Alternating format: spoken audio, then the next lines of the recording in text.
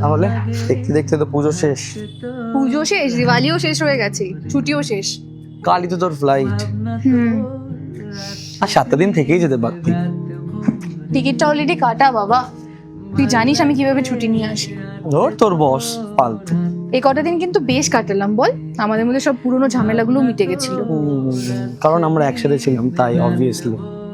ধর এবার আবার ঝামেলা শুরু হবে। হোয়াটসঅ্যাপে। এন্ড অবভিয়াসলি তুই সেটা করবি। আচ্ছা আমার ক্যাব চলে এসেছে, পারলে তুই কালকে একবার আসিস। দেখছি।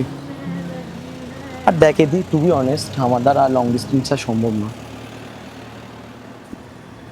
দেখ, মন থেকে না চাইলে সবকিছু ইম্পসিবল বলেই মনে হয়। তুই দেখ তুই কি করবি।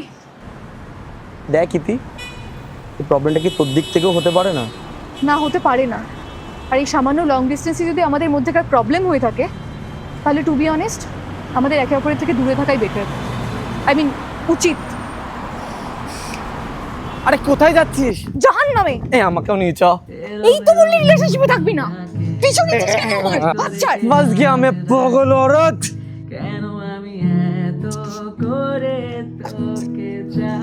চাই, পারবো না আমি ছাড়তে তোকে, পারবো না